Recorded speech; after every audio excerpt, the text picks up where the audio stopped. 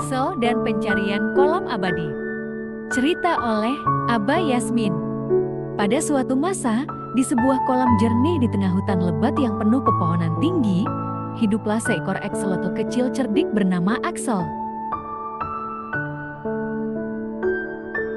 Axel adalah makhluk ceria dengan rona merah muda dan insang berenda yang berkibar seperti pita halus di dalam air.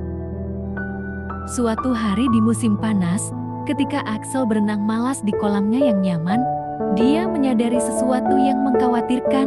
Permukaan air perlahan-lahan turun, dan tumbuh-tumbuhan subur di sekitar kolamnya kini layu. Seekor burung hantu tua yang bijak bertengger di dahan di atas kolamnya. "Halo, axolotl muda," burung hantu itu berseru pelan. "Aku melihat kekhawatiran di matamu. Apakah ada sesuatu yang mengganggumu?" Axel mengangguk khawatir. "Ya, burung hantu bijak, kolam kami mengering, dan aku khawatir akan keselamatanku dan teman-temanku. Apakah kau tahu ada kolam lain tempat kami bisa berlindung?" Burung hantu itu berkedip pelan. "Ya," si burung hantu memulai. "Ada sebuah kisah yang dibisikkan di antara pepohonan tentang sebuah kolam kuno dan abadi tersembunyi jauh di dalam hutan ini. Mereka bilang airnya tak pernah kering, bahkan di musim kemarau paling parah sekalipun. Letaknya di balik hutan yang paling lebat, tempat pohon-pohon tinggi berjaga. Tapi berhati-hatilah, karena perjalanannya tidak akan mudah. Kau akan menghadapi cobaan dan rintangan di sepanjang perjalanan," lanjut burung hantu itu sebelum terbang menjauh. Axel berterima kasih kepada burung hantu itu atas bimbingannya dan dia memutuskan untuk menemukan kolam itu untuk rumah barunya. Axel mulai mempersiapkan perjalanannya. Dia pun mendekati teman terdekatnya, seekor kura-kura bernama Tilly.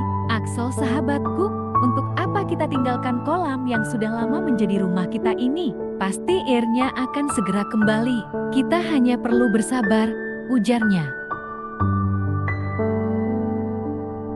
Hati Axel sedih mendengar kata-kata Tilly. "Tilly, aku tahu sulit untuk pergi, tapi kalau kita tetap di sini, kita akan kehabisan air," pinta Axel, suaranya mendesak. "Kita harus menemukan kolam baru sebelum terlambat." Namun Tilly dan yang lainnya tetap tidak teryakinkan. Ketakutan mereka terhadap hal yang tak diketahui mengalahkan peringatan Axel. Karena kecewa tapi bertekad, Axel tahu bahwa dia harus maju sendirian jika ingin menyelamatkan dirinya dan teman-temannya. Maka, dengan tekad membara dalam dirinya, Axel memulai perjalanannya, meninggalkan kolam dan teman-temannya, berharap mereka akan mengindahkan peringatannya sebelum terlambat. Saat Axel memulai perjalanannya menemukan kolam abadi, dia menghadapi kendala besar. Dia tidak bisa hidup lama tanpa air. Axel harus merencanakan pergerakannya dengan hati-hati agar dia tidak terdampar di lahan kering. Untuk mengatasi kendala ini, Axel menyusun strategi cerdik. Menggunakan indera penciumannya yang tajam dan penglihatannya yang jeli, dia mencari genangan air kecil, petak tanah lembab, dan sumber air tersembunyi di sepanjang dasar hutan.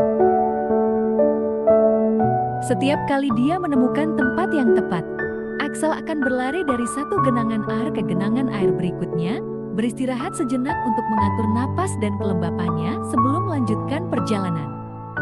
Meski menghadapi tantangan, Axel tetap bertekad, mendorong dirinya hingga batas kemampuannya saat melanjutkan pencarian rumah baru. Sepanjang perjalanan, dia bertemu dengan makhluk-makhluk hutan ramah yang memberinya kata-kata penyemangat dan berbagi pengetahuan mereka tentang saluran air tersembunyi di hutan. Saat Axel akhirnya mencapai akhir perjalanannya yang sulit, jantungnya berdebar kencang saat dia mendekati kolam tersembunyi yang dibisikkan dalam dongeng. Apa yang dia temukan membuatnya takjub. Berada di dalam ceruk terpencil di hutan, kolam itu berkilaan seperti permata di bawah sinar matahari yang menembus kanopi tebal di atasnya. Permukaannya beriak lembut, memantulkan warna cerah flora di sekitarnya. Pohon-pohon yang menjulang tinggi berdiri sebagai penjaga di sekelilingnya. Akar-akar kuno mereka menjalin pola-pola rumit ke dalam bumi.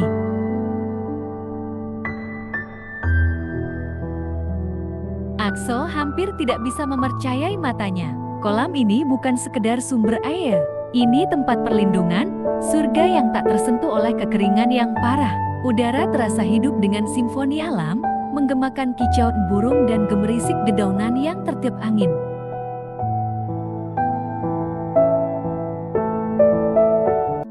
Dengan hati bersyukur, Axel turun ke dalam air sebening kristal, merasakan pelukan dingin menyapu dirinya seperti pelukan yang menenangkan. Axel tahu bahwa dia telah menemukan lebih dari sekadar tempat untuk bertahan hidup. Dia telah menemukan tempat untuk berkembang. Axel menemukan banyak sekali kehidupan di bawah permukaan air. Ikan berwarna-warni melesat di antara alang-alang. Dan capung-capung terbang dengan anggun di atas kepala. Di kejauhan, dia bisa mendengar suara katak yang merdu dan gemericik lembut kura-kura yang berjemur di bawah sinar matahari. Setiap momen yang berlalu, Axel merasakan rasa syukur yang mendalam atas perjalanan yang membawanya ke sini. Dia tahu bahwa dia telah menghadapi banyak rintangan di sepanjang perjalanan, tetapi dia juga tahu bahwa setiap tantangan justru membuatnya lebih kuat. Dikelilingi keindahan rumah barunya yang tenteram, Axel memejamkan mata dan menikmati hangatnya sinar matahari yang menembus pepohonan. Karena pada saat itu, dia tahu bahwa dia telah benar-benar menemukan surga di tengah hutan belantara, tempat di mana dia bisa bebas menjadi dirinya sendiri, menjelajah, dan bertumbuh untuk hari-hari mendatang. Terima kasih sudah menonton. Jangan lupa subscribe kanal ini ya.